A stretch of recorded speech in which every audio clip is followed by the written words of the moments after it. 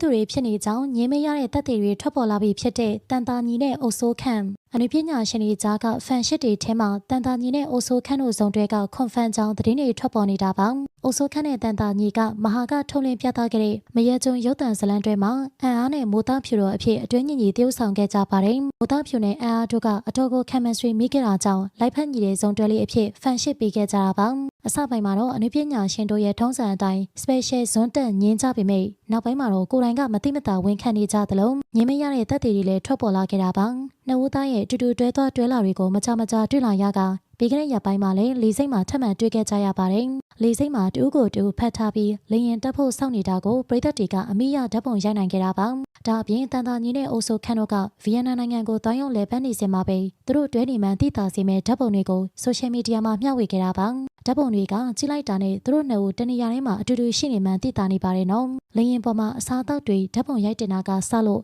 စားတောက်ဆိုင်မှာထိုင်ရိုက်ထားတဲ့ပုံတွေအထိအလုံးကတက်တိုက်ဆိုင်လို့ကိုသွားတူနေပါတယ်။ဒါကြောင့်အိုဆိုခန့်နဲ့တန်တာညီတို့စုံတွေကဘလို့မှညင်မရနိုင်အောင်ချစ်သူတွေဖြစ်နေမှန်းသိတာနေတာပါ။တန်တာညီဆိုရင်ဗီယက်နမ်ရောက်ခတဲ့ကဗီယက်နမ်သချင်းနဲ့တစ်တော့ဆော့ပြီးအိုဆိုခန့်နဲ့တူတူရှိနေကြောင်းမသိမသာချပြလာခဲ့ပါတယ်။ပရိသတ်တွေကတော့တန်တာနဲ့အိုဆိုခန့်တို့စုံတွေကိုသဘောတူကြတာကြောင့်အများဆုံးတရားဝင် confirm စေချင်နေကြတာပါ။မိုးသားဖြူနဲ့အန်အားအဖြစ်ခတဲ့ကသဘောတူနေကြတာကြောင့်ဖန်ရှစ်လေးတစ်ခုဖြစ်မြောက်သွားခဲ့တဲ့အတွက်ဝမ်းသာနေကြပါတယ်။ပရိသတ်တို့ရောသဘောတူကြလား